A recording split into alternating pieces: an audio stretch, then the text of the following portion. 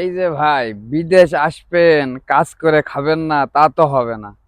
একটা হিসেব করে দেখেন, আপনি বাংলাদেশের থেকে এখানে আপনার কষ্ট কম হয়, কাজের কষ্ট কম হয়। হ্যাঁ, মানসিক কষ্ট হয়, যে সবাইকে ছেড়ে আসা একটু কষ্ট থাকে, মানসিক একটু কষ্ট থাকে, চিন্তা ভাবনা থাকে যে আমি সবাইকে ছেড়ে চলে আইছি। এটা তো অনেক কষ্ট লাগতে পারে, কিন্তু আপনার এটা চিন্তা করা উচিত যে আমি বাংলাদেশের থেকে এখানে কষ্ট কম করি। শুধু মানসিক কষ্টটা যদি কেউ কন্ট্রোল করতে পারে, তাহলে সে স্থিরভাবে এখানে থাকতে পারে। এখানে আপনার বসে থাকার জন্য এই মোটা অঙ্কের স্যালারি দেয় না।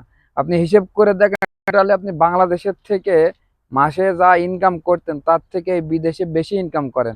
তাহলে ভাই, আপনার মানসিক কষ্টটা যদি আপনি নিজে কন্ট্রোল না করতে পারেন, তাহলে তো ভাই হবে না। সব থেকে বড় কষ্ট আছে মানসিক। এই জন্য মানসিক তো নিজের কাছে। আমি যদি কাজকে উপভোগ করতে পারি, কাজকে যদি ভালোভাবে নিয়ন্ত্রণ করতে পারি, যদি কাজকে যদি আমি আমার নিজের আপন মনে করে করি, তাহলে সে কষ্টটা মনে হবে না। আপনি যখন বাংলাদেশে থাকতেন, নিজের খেতে কাজ করতেন, তখন কি মনে হতো আপনাকে? তখন তো নিজের ক্ষেত ঠিকই ভালোভাবেই কাজ করতেন। কখনো কি মনে করেছেন যে এই কাজটুক না করে আমি চলে যাই? তা তো করেননি।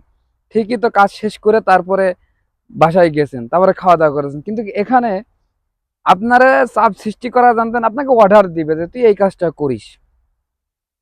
সেই কাজটা আপনি যদি আপনি নিজের মনে করে করতে পারেন, এই প্রবাসে উপভোগ করতে পারেন, তাহলে দেখবেন যে আসলে আপনি স্থিরভাবে থেকে গেছেন এবং মানসিক প্রেশারটা কম থাকবে।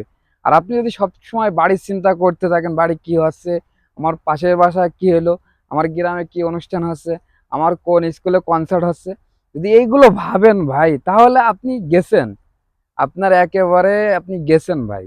আপনি কখনো টিকতে পারবেন না। এই জন্য কখনো এগুলো মনে করা যাবে না। সব থেকে বড় কথা ভাই, এই বিদেশ আসার পরে, এই প্রবাসের খাতায় নাম লেখার পরে আপনি যার কাছে খোঁজ খবর নিবেন, সে আপনাকে হয়তোবা নিতে পারে, তাও আপনি ফোন দিলে।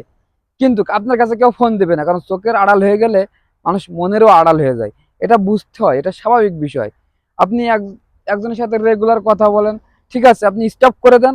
দেওয়ার পরে আপনি 1 সপ্তাহ 2 সপ্তাহ পরে আপনি কল দিন, দেখবেন এর ভিতরে সে কতবার আপনাকে কল দেয়। দেবে না ভাই, যত ক্লোজ ফ্রেন্ড হোক না কেন, দেবে না, কল দেবে না কখনো। এগুলো বুঝতে হয় ভাই, এই ব্যাপারগুলো মনে রাখতে হয়। এখানে কেউ কারোর জন্য না, সবাই সবার নিজের স্বার্থের জন্য লড়াই করে। লড়তে হবে ভাই, জীবনে লড়তে হবে। জীবনে যদি আপনি ওই কথাগুলো মনে করেন যে আমার আশেপাশের মানুষগুলো কি হয়েছে কি হচ্ছে, আমি সেইগুলো মিস করি, দেখেন আপনি নেই তা কি হয়েছে, তাদের কি অনুষ্ঠান হচ্ছে না, বা কনসার্ট কি হচ্ছে না, বা বিয়ে কি আটকে রয়েছে? আটকায়নি। কি মৃত্যু কি আটকে রয়েছে? আটকায়নি। কবর দিয়া কি আটকে রয়েছে? আটকায়নি ভাই। সবকিছুই পালন হচ্ছে।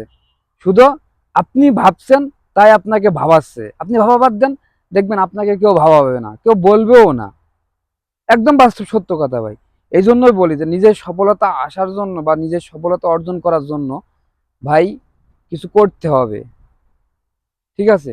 আপনি প্রবাসে এসেছেন, তার মানে আপনি কর্ম করতেই এসেছেন। এখানে বসে থাকতে আসেননি, বা আপনাকে যে নিয়ে আসে বা যে ভিসা দিয়ে কাজ করাচ্ছে, সে কাজের জন্যই আপনাকে নিয়ে এসেছে, অন্য কোনো কাজের জন্য না। এই জন্য ভাই, যে স্থিরভাবে থাকেন, মানসিক চিন্তাগুলো বাদ দেন, কাজকে উপভোগ করা শিখুন, তাহলে দেখবেন আসলে আপনি এখানে খুব আনন্দ, সবকিছুই ভালোভাবে থাকতে পারবেন, খুব সুন্দরভাবে থাকতে পারবেন।